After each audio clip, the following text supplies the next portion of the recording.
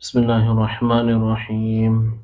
لو نلت علما لنلت العز قد رحلت إليك من كل ميسر خلع سلل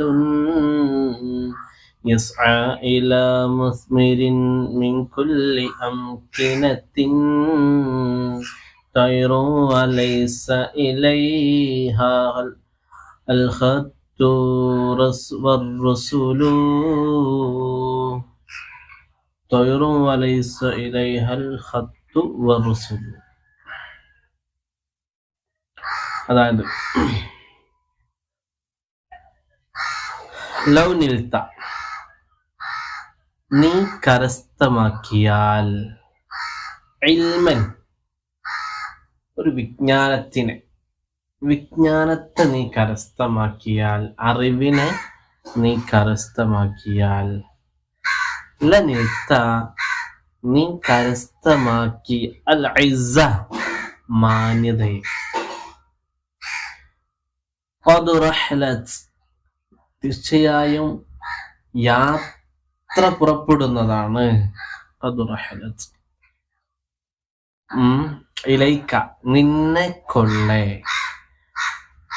മിൻ കുല്ലി മിസ്രിൻ എല്ലാ രാജ്യത്തു നിന്നും നിന്നെ കൊള്ള യാത്ര തിരിക്കുന്നതാണ്, ഖുലഅൻ താഴ്മയുള്ളവരായ നിലയിൽ, സുലലുൻ ജനക്കൂട്ടങ്ങൾ. അതായത്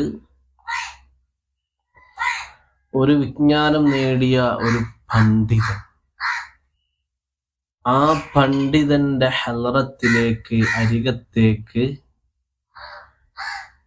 വിനയാന്വിതനായി, അല്ലെങ്കിൽ നല്ല താഴ്മയുള്ളവരായി, അദബുള്ളവരായി, അനുസരണയുള്ളവരായി ജനക്കൂട്ടങ്ങൾ പല രാജ്യങ്ങളിൽ നിന്നും യാത്ര ചെയ്യും. അതിലേക്ക് ഈ പണ്ഡിതന്റെ ഹലറത്തിലേക്ക് ഓരോ പ്രശ്നങ്ങളെ പരിഹാരത്തിന്, അല്ലെങ്കിൽ അറിവ് നേടാൻ, ഇങ്ങനൊക്കെ ആവാം. അപ്പൊ ഒരു പണ്ഡിതൻ, അറിവുള്ളവൻ, പണ്ഡിതനും പാമരനും ഒരുപോലല്ലോ. അപ്പൊ ആ പണ്ഡിതന്റെ അരികത്തേക്ക് എന്ത് ചെയ്യും? പല രാജ്യങ്ങളിൽ നിന്നും ആളുകൾ യാത്ര ചെയ്യും, വിനയമുള്ളവരായിക്കൊണ്ട്. ജനക്കൂട്ടങ്ങൾ, സുലലും ജനക്കൂട്ടങ്ങൾ എന്ന് നോക്കാം.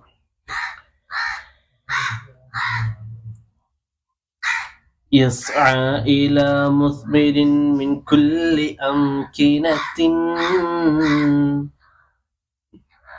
طير وليس إليها الخط والرسل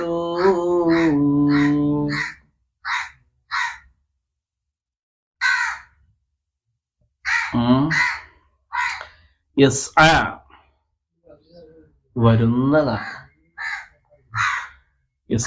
വരുന്നതാണ് ഇലാ മുസ്മിരിൻ പഴം കായ്ക്കുന്ന, അല്ലെങ്കിൽ പഴമുള്ള വൃക്ഷം കൊള്ളെ, അല്ലേ? ഇലാ മുസ്മിരിൻ വൃക്ഷം കൊള്ളെ, മനസ്സിലായില്ലേ? മിൻ കുല്ലി അംകിനത്തിൻ എല്ലാ സ്ഥലങ്ങളിൽ നിന്നും, എന്ത്? ത്വയ്റുൻ പക്ഷികൾ, വലൈസ ഇലൈഹ ഏത് സ്ഥിതിയിൽ? അവകളിലേക്കില്ല, എന്തില്ല? ആ പക്ഷികളിലേക്കില്ല എന്ത്? അൽ ഖത്തു എഴുത്തില്ല, അതായത് കത്തില്ല, ഒരു വിവരമില്ലല്ലോ. വറുസുലു ഒരു ദൂതരുമില്ല. അതായത് ഈ ബൈത്തിന്റെ ആശയം എന്താ വെച്ചാൽ, മറ്റേ നമ്മളെ ഇതിലോരോ വരിന്റെ പറഞ്ഞില്ലേ, ഓരോ വരി അതുമായി കണക്ട് ചെയ്തിട്ട് അതിനോട് സാദൃശ്യമുള്ള ഉദാഹരണങ്ങൾ, അതുപോലത്തെ ഉദാഹരണങ്ങൾ, അതിനോട് ഫിറ്റായ നല്ല ഭംഗിയുള്ള ഉദാഹരണങ്ങളാണ് ഇവിടെ എന്ത് ചെയ്യണം, കൊണ്ടുവരണത് മുസന്നിഫ്. അപ്പൊ എന്താ പറയണത്? നേരത്തെ നമ്മളെന്താ പറഞ്ഞു?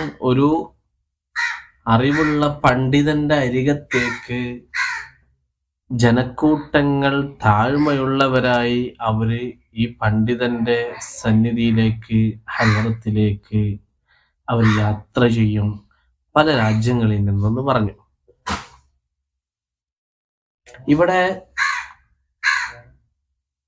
അതിനോട് ഉപമിക്കുന്നത്, ആ പണ്ഡിതനായിട്ട് ഉപമിക്കുന്നത് ആ വൃക്ഷത്തിനെയും, ആ പണ്ഡിതന്റെ അറിവായിട്ട് ഇവിടെ ഉപമിക്കുന്നത് ആ പഴങ്ങളെയുമാണ്.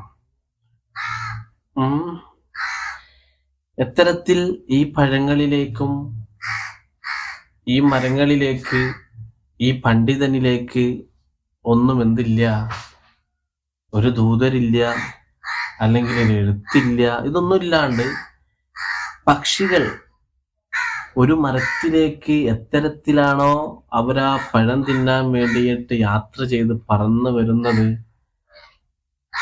അത് പ്രകാരം പണ്ഡിതന്റെ ഹലറത്തിലേക്ക് ആ അറിവ് നുകരാൻ എന്ത് ചെയ്യും, പല രാജ്യങ്ങളിൽ നിന്നും പക്ഷികൾ പല ഇടങ്ങളിൽ നിന്ന് യാത്ര ചെയ്ത് വരുന്നത് പോലെ മനുഷ്യരും പല രാജ്യങ്ങളിൽ നിന്ന് പണ്ഡിതന്റെ അരികത്തിലേക്ക് യാത്ര ചെയ്ത് വരും എന്നാണ്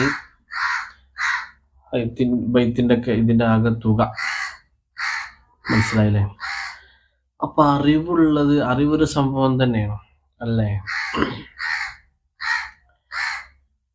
അല്ലാഹു തആല നല്ല നാഫിയായ ഇൽമു പഠിക്കാൻ, നാഫിയായ ഇൽമു പഠിക്കാൻ അങ്ങനെ ഒരു ഇൽമല്ല, പഠിച്ച ഇൽമു നാഫിയാണ്. അല്ലാഹു തൗഫീഖ്.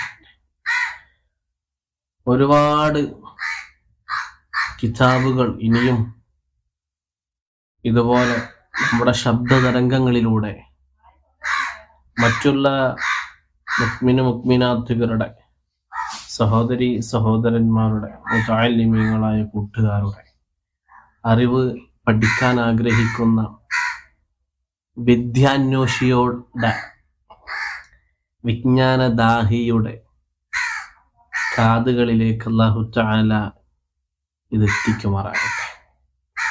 അത് നിദാനമായി അവർ പഠിച്ച് അതനുസൃതമായി അവർ പ്രവർത്തിച്ചാൽ അതിൻ്റെ ഒരു കണികയോളമുള്ള ഒരു ഫലം അല്ലാഹു തആല നമ്മളുടെ പേരിൽ രേഖപ്പെടുത്തും. അതുകൊണ്ട് തന്നെ നല്ല രീതിയിൽ പഠിക്കാൻ അതനുസൃതമായി പ്രവർത്തിക്കുവാനും അല്ലാഹു തൗഫീഖ് നൽകട്ടെ. ആഖിബത്ത് അല്ലാഹു തആല നന്നാക്കി തരട്ടെ. ആഖിറം അല്ലാഹു തആല സന്തോഷത്തിലാക്കി തരട്ടെ. മരണപ്പെട്ടവരുടെ മണ്ണറയെ പടച്ച റബ്ബ് മണിയറയാക്കി പരിവർത്തനം ചെയ്യട്ടെ. ആഫിയത്തുള്ള ദീർഘായുസ് ഹയാത്തിലുള്ള നമ്മളടക്കമുള്ള നമ്മുടെ ഉസ്താദുമാർ, ഗുരുവര്യന്മാർ, നമ്മളുടെ ഭാര്യ സന്താനങ്ങൾ, ഉമ്മ ഉപ്പമാർ, കൂട്ടുകാർ, അയൽവാസികൾ എല്ലാവർക്കും അല്ലാഹു തആല നൽകി അനുഗ്രഹിക്കട്ടെ.